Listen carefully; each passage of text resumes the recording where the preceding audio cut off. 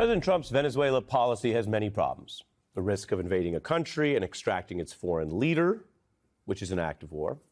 Claiming to use war powers for oil, something that U.S. presidents of both parties have denied over a series of wars, because at the end of the day, we may be a divided country, but most Americans agree that we don't want to risk American lives just for cheaper oil.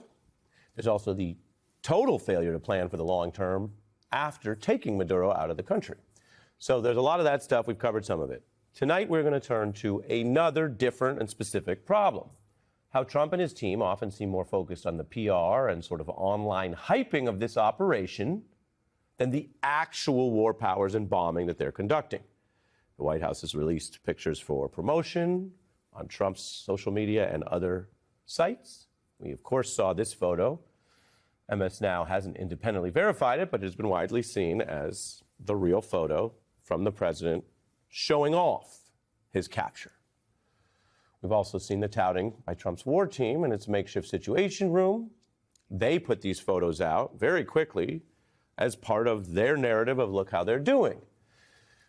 And this operation killed dozens. It put Americans in harm's way. And remember, the U.S. oversees 17 intelligence agencies with all sorts of info and intel. And yet, rather than using that material during the raid, Trump's team took space away from those sources and had this odd feed up of X, the social media app, formerly Twitter, during this activity. You can see the emoji there. You can see someone typed in Venezuela in the search bar. We don't know if they had anyone on hand to, translate Spanish of what people might have been tweeting, whether it was true or not. Another angle shows X right behind the CIA director. This unusual use of cherished space on the big screen in that security setting has drawn all kinds of mockery and concern. Trump's overall glee reflects an interest in the ongoing spectacle and his own personal power over the substance and the stakes. A writer, Don Moynihan, likens all of this to a new clicktatorship. Trump aides not just using social media to shape a narrative, but many of its members seem to be, quote, deeply addicted to it. The images coming from Homeland Security under Nome, for example, the way Pete Hegseth, who was a big sort of media guy before all this, TV and social media, have already drawn mockery long before Venezuela, because it has been very noticeable how interested these people with very serious jobs seem to be on a daily basis, obsessed with PR and social media. And they got this brutal South Park mockery.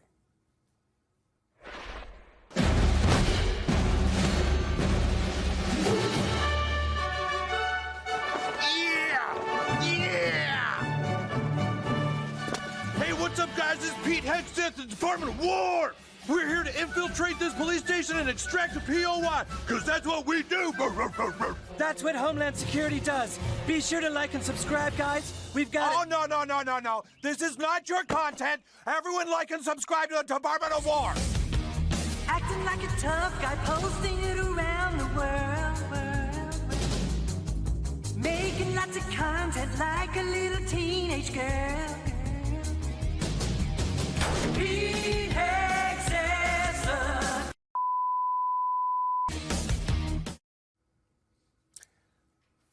You can see that's a parody. We had to bleep out some part, but this is how they're actually conducting war. Prominent DOJ official under Trump at Civil Rights says, what kind of content do my folks want to see more of? To like and share. Like and subscribe, as they said in the mockery version. DOJ's leader, Pam Bondi, brought notes to a Senate hearing that seemed completely focused on getting social media zingers, which senators noticed. Having you respond with completely irrelevant far-right internet talking points really is not very helpful here. This tendency has been on display. The White House uses kind of misleading text slop and very offensive attacks to put out ridiculous material. These are on taxpayer-funded accounts. This is not some concern about campaign tactics. You can say what you want, but this is your tax dollars being used for these kind of ridiculous and, on the lower right, racist imagery. The propaganda also, of course, is designed to shock and thus help it go viral. Here's a DHS post where they compared immigrant enforcement to the Halo video game, except that's not, of course, about human beings. It's about players who fight or round up actual parasitic non-human aliens. The process is nihilistic. All of this has a dehumanizing effect. Notes an Atlantic article. Stories about people or countries in conflict become abstract, buried under a pile of memes and recursive references that exist for little more than this sort of, quote, scroll-by entertainment. Like so many Trump offenses, he's not hiding it. The longtime reality show figure likens, again, a life and death operation which could have cost American lives. They certainly were in danger. They killed dozens of people on the ground in Venezuela. He likens it all, naturally, to a fictional TV show. If you would have seen what happened, I mean, I watched it literally like I was watching a television show.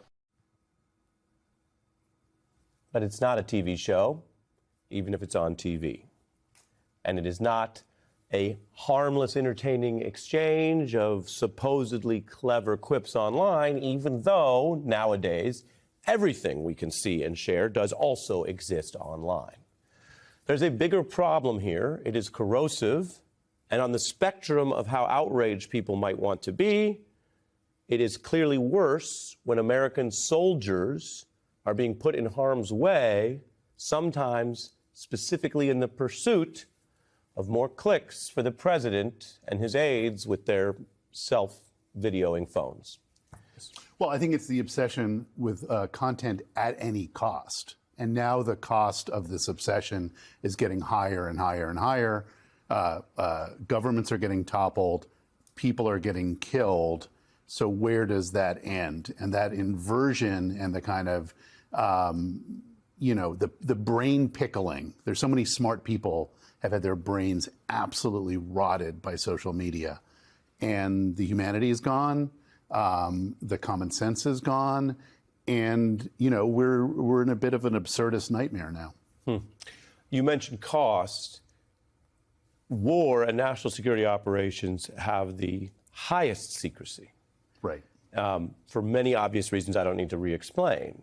The rush during an operation and right after to be sharing without much review. We know there's not a lot of review. If you post something within 30 minutes of it happening, we know there was very little thoughtful layers of review, and that puts things at risk because our adversaries might learn something from who was in or out of the room and how far they had to travel. There's something called mosaic theory, where if you get random different bits of information about an adversary, you can start piecing it together, to say nothing of what you can do with tech now. Should we take seriously the risk that the rush by the top people all the way up to the president to get this material out could sooner or later endanger our people in the field? Well, I think the whole thing is careening off a cliff. And I think it's, as a few people have pointed out and you've slightly hinted at, it's not obvious that there's a plan behind any of these moments. Like, we're being fed a series of moments that are themselves disconnected moments that have no follow-up. And I'm put in the mind of this raid that happened in the fall in Chicago when they came down on the south side of Chicago. A helicopter landed on the roof of this apartment complex. They announced that they were arresting all these Tren de Aragua gang members. Half-naked kids were pulled out and zip-tied and left out in the cold. The net consequence of that was nothing. Nobody was indicted. 2 people, I believe, were had some kind of immigration violation and were sent back to Venezuela. I mean, the whole thing is people's lives were completely destroyed just for a social media moment. Is there an antidote to that dynamic where spectacle literally seems to supplant reality? It's hard to figure out what it is. I would say deep, urgent media literacy, like understanding, especially if you're older and you didn't grow up in social media, understanding how to take in provocative pieces of information and understand how seriously to take them or not to take them. The problem is you can't completely ignore them because people are getting shot in the face as a result of this, right? The point of the Minneapolis escalation was to have maybe not this precise moment, but a moment like this that could provoke conflict. And do you think Trump seems to be the same or getting worse? Because when he starts posting 50, 100, 150 times, you talk about being pickled, that's more extreme than he even used to be. Well, I think the problem is that in order to keep people engaged, both outraging them and exciting them, the stakes have to increase. Right. And so the question is, what happens next? What's now good enough beyond, shooting a mother of 3 in the face, frog marching a foreign leader off in a Nike tracksuit? Like, what's the next thing you have to do? And that goes to the sort of addicted, mediated environment we're in, which Marshall McLuhan or anyone would say it is different from a slower thing. You know, long form, watching an hour is very different from that. Let's end on a lighter note. We all need it. What's your favorite reality show? I think The Traitors right now. I think has the kind of light touch we could all use in this moment. Joining me now is the mayor of New York City, Zohran Mamdani. You have had a hell of a week, is one way to put it. You're just, again, 8 days. I think this is day 8 of your term. And you made this incredible announcement about childcare today. We're going to dig into much more of that, how it happened, what it means. But I just want to start with what we are watching unfold in Minneapolis right now, because I know you were watching this closely, too. It could happen in any city. New York City is certainly, we know, a target of this administration and their immigration policy. In a statement yesterday, you called this murder, and I know you watched the video, we all did. As you've thought about it, what should justice look like for that ICE officer? It has to look like accountability, and I think for far too long we've seen ICE operate as an agency with a complete sense of reckless impunity. And what we need to see across this country is an understanding that no one is above the law. And we all saw that video. We all can draw the same conclusions from it. And yet what is so often lost in a video like that or in the stories that we read is the havoc that this wreaks on the family of that woman that was killed, on the community that that woman was a part of. And we know that this is only one glimpse into what has been a year full of cruelty. And I know that for many New Yorkers, when they woke up this morning and they saw that video, they felt a deep sense of anxiety about whether they were safe in their own city. And as the mayor of New York City, I want to make it clear that I will stand up for each and every person who calls the city their home, no matter where they come from or where they were born. This administration, and the vice president repeated this today, is saying he has immunity. I mean, do you think that should fly? This is something that could happen, unfortunately, in your city as well. I think that accountability has to be true for everyone. I think that has to be true for the ICE officer that we're speaking about and every single person in this country. And I think you can see from the many attempts at mischaracterizing what actually took place as an attempt to evade that accountability. And I want to be clear that we should not have exceptions for the laws that we put forward for each and every person. They should be applicable to all of us. I want to play something. I think as we watched the horror of yesterday and we've seen this doubling down of this administration, it is quite telling. And I want to play something that Vice President J.D. Vance said today about the victim of this shooting and just get your reaction on the other side. I think she is a victim of left-wing ideology. What young mother shows up and decides they're going to throw their car in front of ICE officers who are enforcing legitimate law? You've got to be a little brainwashed to get to that point to where you're willing not just to protest, that's fine, not peacefully protest, but throw your vehicle in front of legitimate law enforcement officers and drive your car into them. To get to that point, you have to be, I think, radicalized in a very, very sad way. To be clear, there is a lot of disinformation, inaccurate information in there that they keep on doubling down on.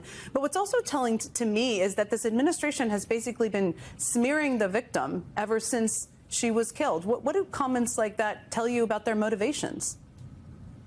I think it tells you that they'd like to have any and all conversations other than the fact that an ICE agent killed a woman yesterday. That's what the discussion that they would prefer not to have in this city, in this country, because it's one for which they don't have any answers. And we know that she leaves behind children, she leaves behind a family, she leaves behind friends, she leaves behind an entire city. And this is something that the administration cannot answer for because, frankly, there is no answer justifying that kind of an action. Today, DHS Secretary Kristi Noem, you were on her mind. Clearly, she was asked. She was in your city. She was asked about your statement on the shooting yesterday, and she said, and you basically said that as ICE attacks neighborhoods across the country, New York stands with immigrants. That was a big thrust of your statement. She accused you of putting, quote, illegal people who have broken our law before New York City citizens. What is your response to that from Kristi Noem? It's hard to truly make sense of that statement. All I can tell you is that here in New York City, we know that it's possible to be a New Yorker, to be an American, and also to be an immigrant. I'm one of the examples of all three of those things in one.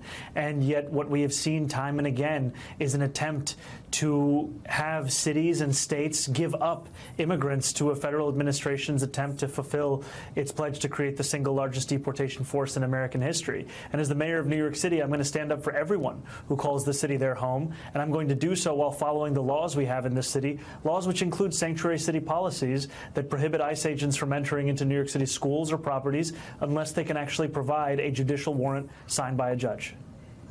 One of the reasons I was really looking forward to talking to you today, I mean, you never hold back, and I always appreciate that, is that in this moment of so much chaos and darkness in Washington, your announcement today was really a reminder that government can do good for the people, that if you have the will, if you have optimism about what is possible, that things can happen, people's lives can be made better. And this announcement today from you and Governor Hochul, I should just note, puts New York City on track to become the first city in the country to provide free universal child care, which is incredibly significant. Again, you're on day 8. How did you make this happen?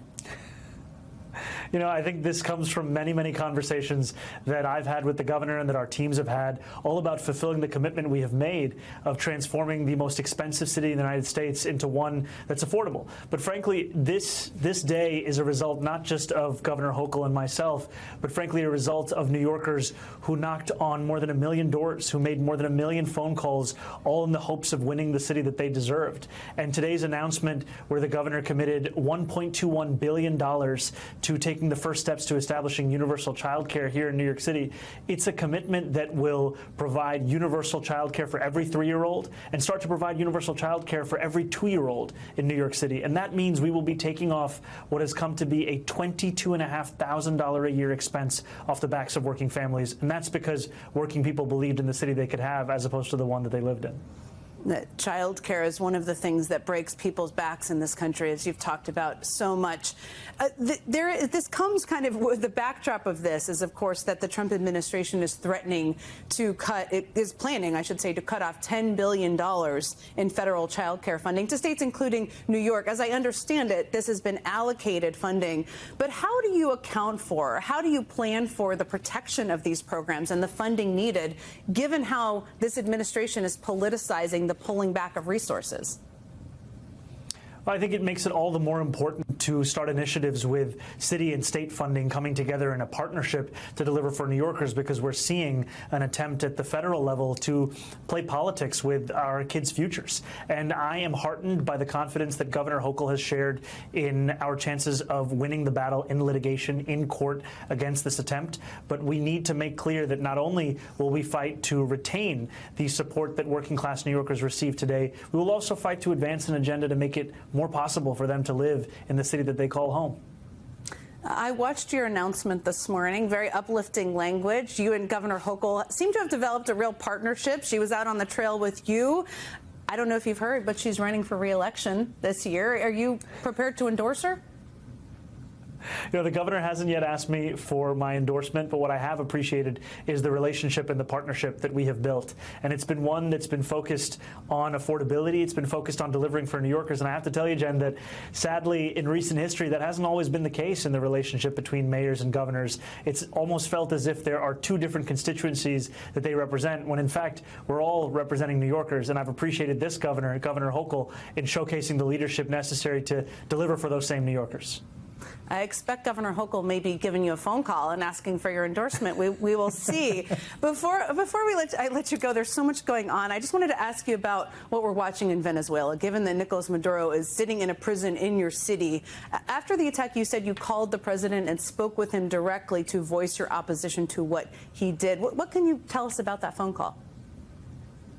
You know, I called the president and I said directly to him the thoughts that I had and that I was also about to share with others across our city, which is that this was an act in pursuit of regime change. It was something that was violating both international law but also federal law, and it was something that I was in opposition to. And I wanted to both say that plainly and directly, and I've appreciated the fact that when I have conversations with President Trump, they are honest, they are straightforward, and they have New Yorkers at the heart of it.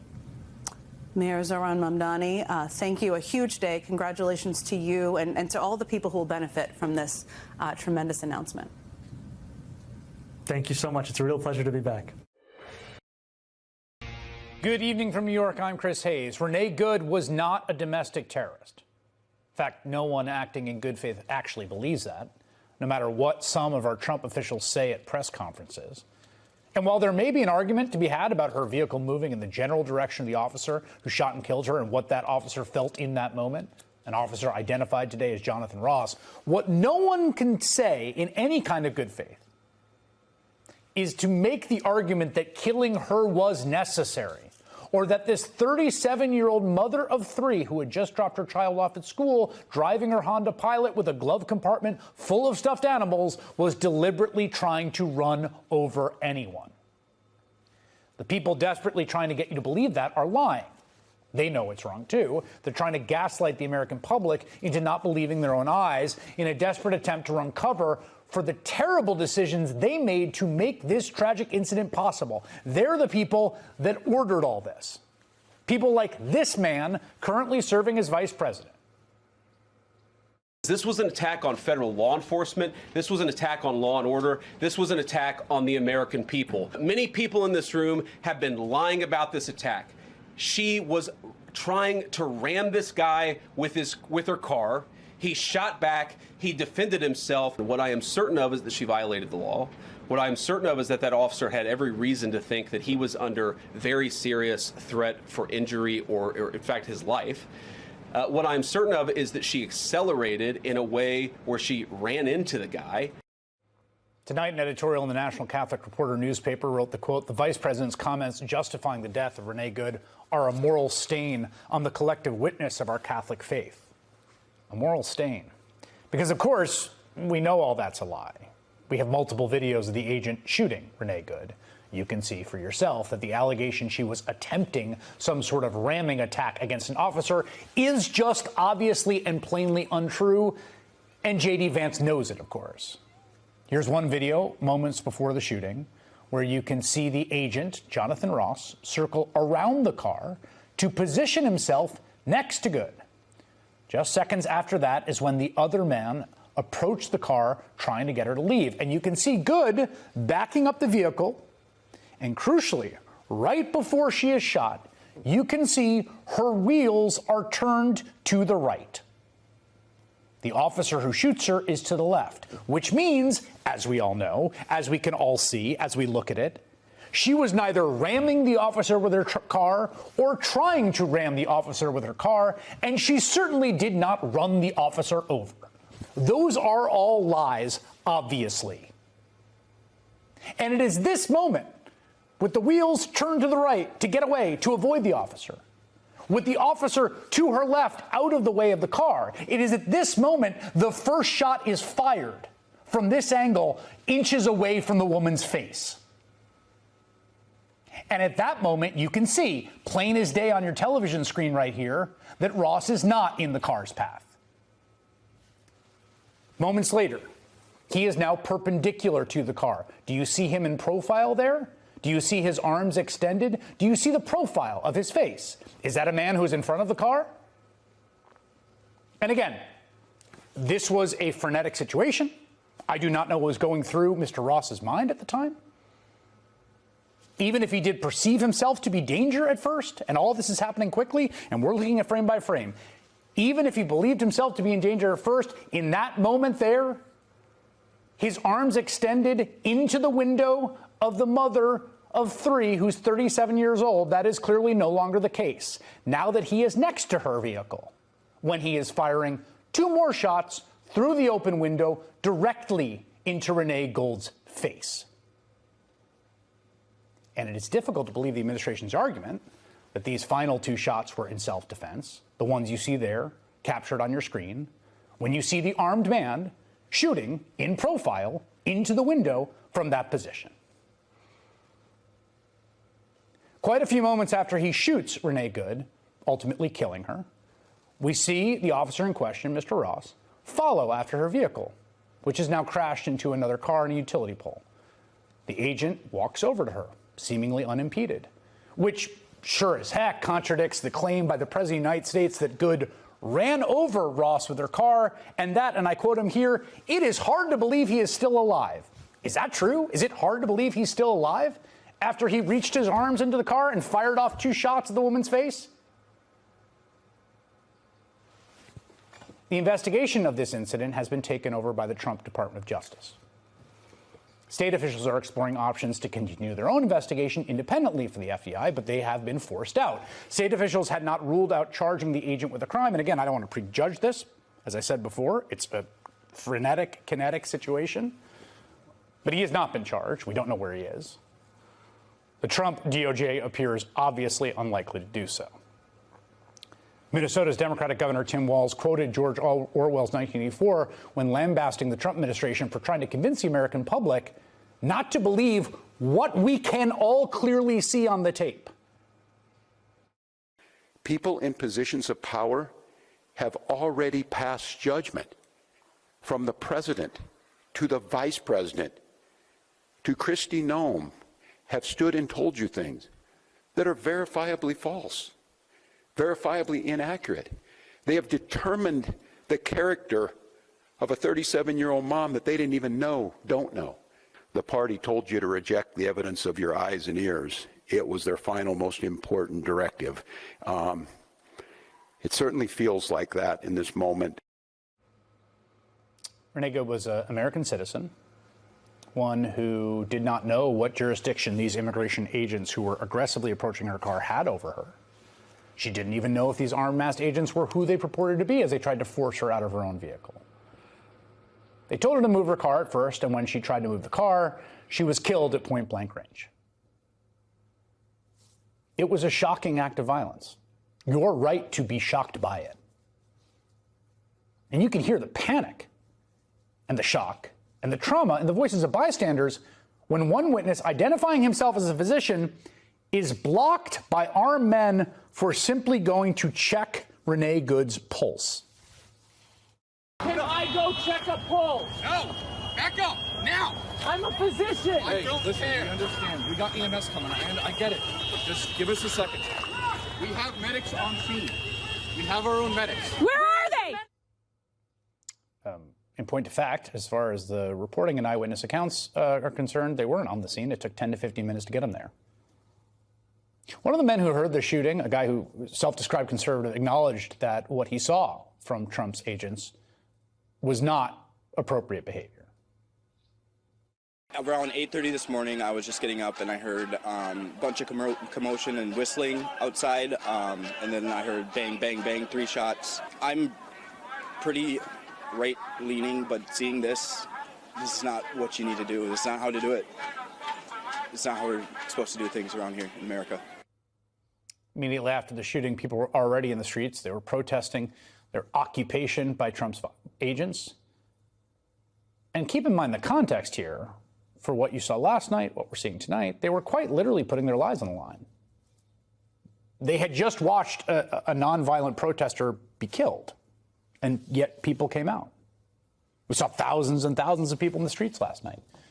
There were more today, all across the country, not just in Minneapolis. Americans refusing to back down or to give up peaceful resistance in the face of intimidation and deadly force. And tonight we're following another story, this one out of Portland, Oregon. The details right now are maddeningly scarce, but what we seem to know is that the local police confirm that 2 people this afternoon were shot by federal agents in that city. DHS says this was a targeted vehicle stop by agents from Customs and Border Protection. They have also claimed the driver was believed to be a member of the Venezuelan gang. The driver and the passenger were taken to the hospital, but their current conditions currently unknown, and we're going to keep looking at that for you tonight. Right, Nick, you cover immigration extensively. The use of force question. What do you make of the administration's, how it maintains that there's never been excessive force, that ICE agents have all been acting appropriately and according to protocol, and when they've acted, I guess, beyond that, or there have been allegations of excessive force, it's been the crowd's fault or the detainees' fault? Well, I mean, in the more than 10 years that I've covered immigration in the Department of Homeland Security, one of the sort of truisms that I've seen is that whenever the public is confronted with what immigration enforcement within the United States actually looks like, and I'm talking about immigration enforcement by ICE generally away from the United States border, they really recoil in a lot of the imagery. It's very ugly, it's very messy, and the use of force incidents that we've seen that the administration defends almost reflexively, given the White House's very aggressive posture on this. Those images look like, heavily armed, masked authorities dressed almost like military commandos in many cases, using extraordinary force in American communities and cities, and it's just not something that they're used to seeing, and that's why I think it's a big reason that the immigration issue is becoming a loser for this administration. Kristi Noem and others have said repeatedly and very forcefully, J.D. Vance at one point yelling at the press, the assembled press in the White House press briefing room, that what the officer did was completely justified, that this woman was trying to ram him, was trying to hurt him, kill him perhaps, and other ICE agents. What have you heard? I've been asking ICE and DHS, officials, both, former and current officials, and like a lot of the American public, they're also split. There are, ICE officials whose opinions I respect, who say that the officer who fired those shots probably shouldn't have put himself in that position in front of that vehicle. That was a very aggressive approach, but that once that vehicle was heading toward him, and as we've seen from another angle, made contact with him, that he would probably be exonerated for using deadly force in those circumstances, given what the use of force rules state. I think all of this, it's still early to come to conclusions, and all of this will be part of that investigation. But we also now know that officer was injured in a dragging incident and also involving a vehicle 6 months ago. And, who knows what that officer's state of mind was as they put themselves, as he put himself right in front of this vehicle. Gil, I want you to weigh in on this argument and this debate out there about whether this use of force was justified. Again, this is the sort of thing that normally would get investigated fully before officials would come out and determine a conclusion, determine a decision. And it is unusual for this administration to come out in the immediate aftermath of the shooting yesterday, in the hours after, and state definitively, as Kristi Noem did, that she was a domestic terrorist and the ICE agent was completely in the right. As J.D. Vance has said today, that he's absolutely immune. Yeah, I think what they're saying is we want to get this behind us as quickly as possible. We want to cover it up. This isn't the FBI that I know for decades. This is an FBI that is part of the political White House. So I would be very skeptical of the outcome of the investigation. This is the kind of incident that was completely avoidable. And city police officers are trained. Don't put yourself in front of a car. Don't reach into a car. Don't grab the door handle, etc. So all this just continually points to an organization that is ill-trained, ill-prepared, and incredibly poorly led to police in an urban environment. Tom Homan's head of the border, but also deportations. And in an interview, initially he said that the investigation needed to happen before he was going to make a decision. But Gil, he also said that, again, he's never seen any instance of excessive force used, that everything has been justified. I believe you've worked with Tom Homan in the past. I asked this of Susan Cardenas, who was on a little bit earlier, and she said she worked with him as well. And her response was, Tom knows better. What do you make of Tom Homan, the Tom Homan that we see today? You know, this isn't the Tom Homan that I worked with, that we both reported to Secretary Jay Johnson. We worked very hard on the 68,000 unaccompanied children in the summer of 2014. And during those 3 years, we worked together. This is not a Tom Homan that I recognize under any circumstances. And any senior police official that said they've never seen excessive force, they've never heard derogatory language, et cetera, must be living on a different universe. Sarah Saldana, I'm sorry, that's who I meant to say. It's who I was speaking with a little bit earlier, former head of ICE under Obama. I wonder, Peter, after this, I mean, is there any indication that the White House is going to change tactics? That maybe they think they've gone too far, they're losing public support? The polls show pretty clearly that the public does not support these actions. No, I don't hear anything like that. I mean, look, you have had occasionally you have had moments of concern about the optics and about the public impact of some of these ICE raids from people in Trump's orbit, most notably when Susie Wiles gave those sort of unguarded interviews to Vanity Fair. She did say that she thought they needed to relook at how they were handling deportations, that in fact, she cited there was a specific case involving two mothers who showed up for an immigration interview following the rules, and they were deported along with their U.S. children, U.S. citizen children, and she said that was a mistake. I don't know how they make a mistake like that. So there have been moments when you heard some concern, but broadly speaking, I think you're going to hear them double down, as you did with Vice President Vance. I mean, this to them is a signature issue. Immigration is their number one mandate as they see it from the public. And yes, you're right. The polls show the public isn't happy about the way this is going about. They do want the border sealed. The president has done a pretty good job at this point of bringing those numbers down of unauthorized people coming across the border. But the pictures that people have been watching over this year, even before yesterday, have caused a lot of concern, according to polls. And the administration doesn't seem to be that concerned about that. Why not? For Trump, it's all about strength and power. He doesn't believe in apologizing or acknowledging mistakes. He doesn't shift course when things are going badly. He doubles down. It's his nature. I think that after the George Floyd incident in 2020, which happened just a mile from this incident that happened yesterday in Minneapolis, pretty extraordinary geographical coincidence there, he learned that he preferred to be on the side of the law and order theme rather than the racial justice theme. He didn't quite know how to handle George Floyd in the first days after that incident. Eventually, he kind of settled down on the go after the protesters theme that ended up, becoming a major talking point for him in the campaign. And I think that's where he is today. I think that, he's going to be on the side of being tougher rather than not, even if there are some, political cost to that.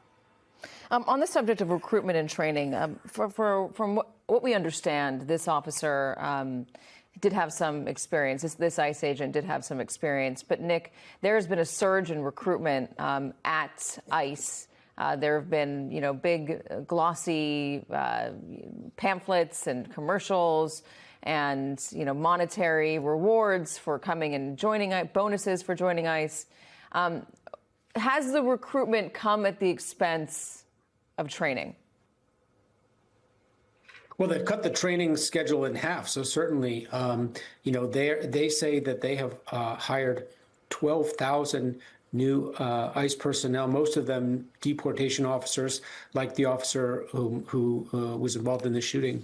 And so, the size of the ICE workforce is more than doubling over the coming months. Many of the new hires haven't fully, they haven't been fully trained, they haven't fully deployed, but they will be going out into the streets. They'll give this administration the ability to conduct these kind of surge operations in more cities. And we know that they're going to continue to target cities in blue states. Sanctuary cities are at the top of their list. And so it's a very volatile, combustible situation in which you're potentially putting more ICE officers with far less training and experience than the guy who shot,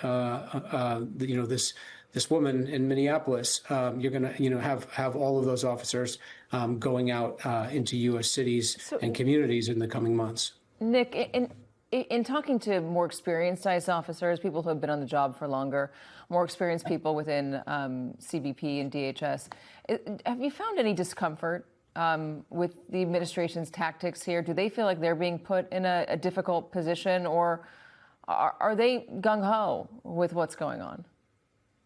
It's a mix, but I have certainly heard from many veteran ICE officers and officials who have described the incredible stress of this past year, the relentless demands of the administration, particularly from Stephen Miller himself, who, is just, putting more and more pressure on ICE to boost deportation numbers, to boost the number of people that they arrest, coming up with these arbitrary arrest quotas in order to meet, the president's goal of 1 million deportations a year. And so, all of that has filtered down to the level of ICE officers. And of course, many of them are gung-ho. They're completely, on board with what this administration is doing, what it's telling them about how they're heroes, about how they're saving the country. I'm not going to pretend that many of the ICE workforce isn't all in on that kind of rhetoric and that approach.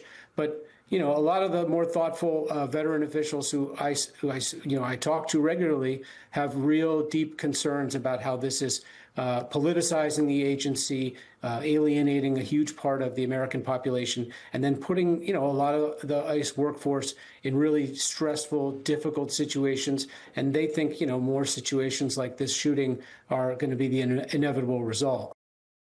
3 p.m. in Minneapolis, a city on the edge, in the wake of a horrific tragedy that has spurred a nationwide battle over the truth of this incident as the Trump administration seeks to cast the shooting death of 37-year-old Renee Nicole Good by an ICE agent as a response to what they are calling an act of domestic terrorism.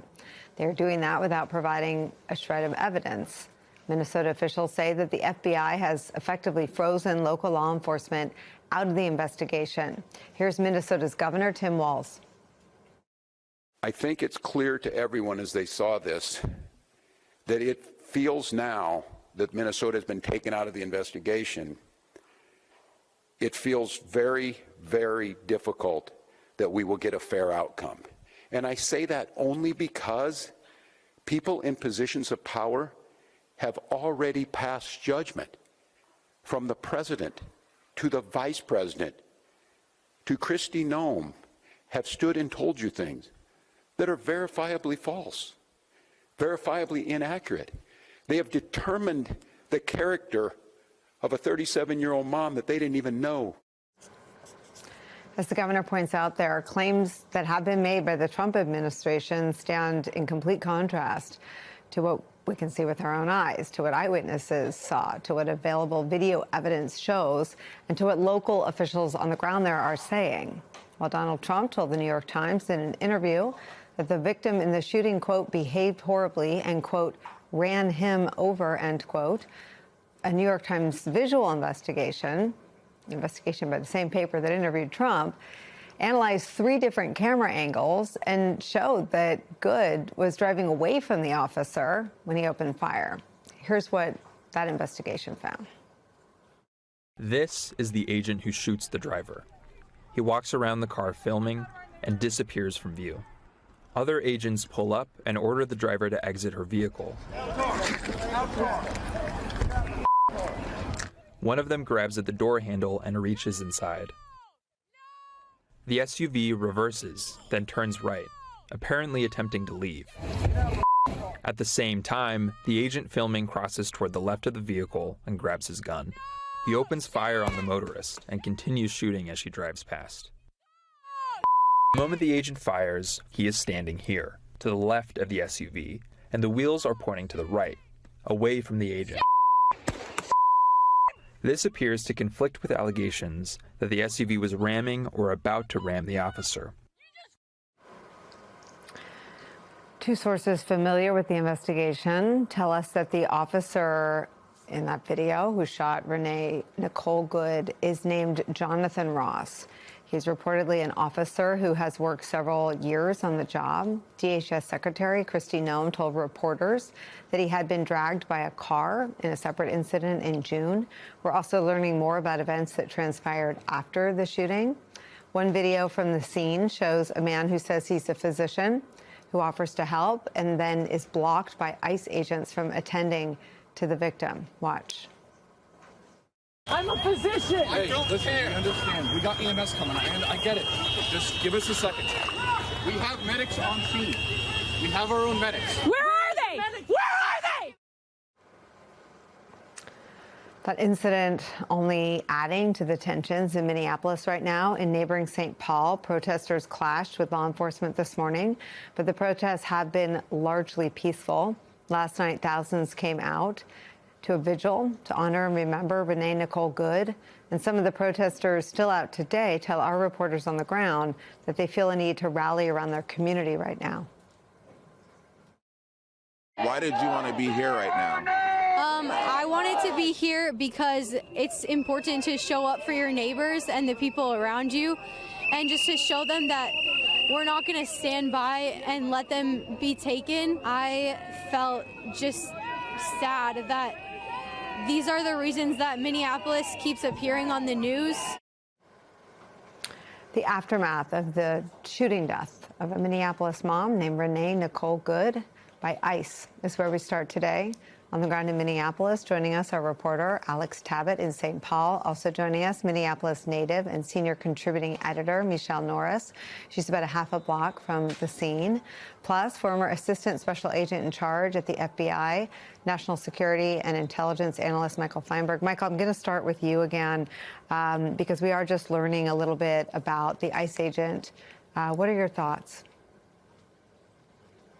You know, any law enforcement agent is incredibly loath to second guess another one's decision whether to use force or how to behave in a tactical situation, simply because you can't be inside that person's head and know whether they were subjectively in fear for their lives.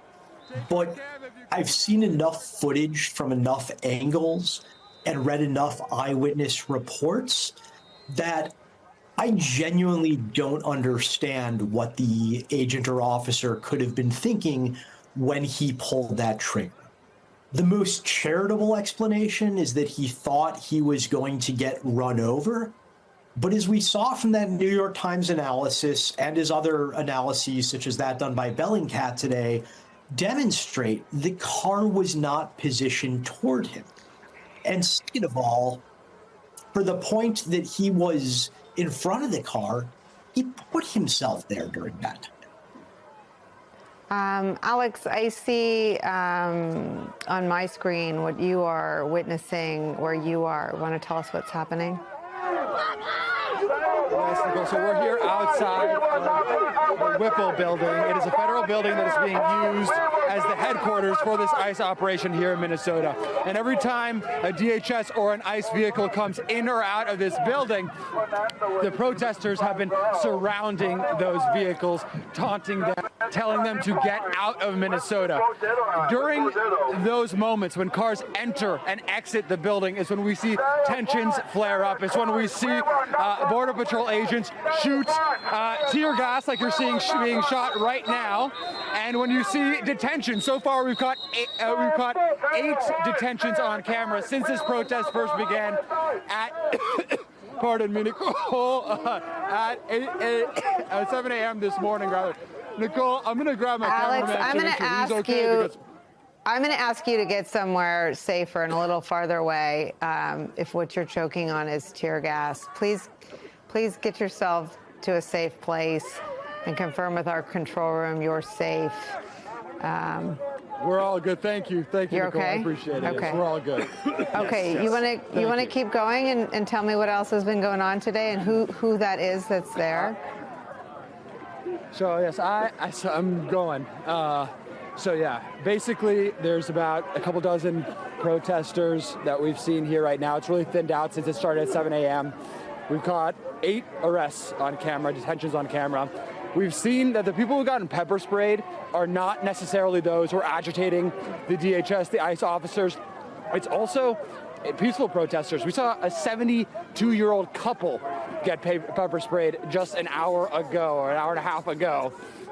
And there's really a mixed bag of protesters here. Some who are taunting, agitating the Border Patrol, and some who are staying in the back and peacefully waving their signs. It's certainly a mixed bag, but in moments like these, when the Border Patrol rushes forward, when cars are coming in and out of this building, cars that we presume are going to continue this immigration crackdown, which DHS is billing as the largest ever in the Department of Homeland Security history, that is when the tensions flare, Nicole. Now, we have seen Greg Bovino here earlier this morning, but he has not been in sight in the last few hours. We're unsure if he's out in the middle of an ICE operation or if he's inside of the building, but we'll be sure to keep an eye out for him as well as he's leading Border Patrol's operations here. Nicole?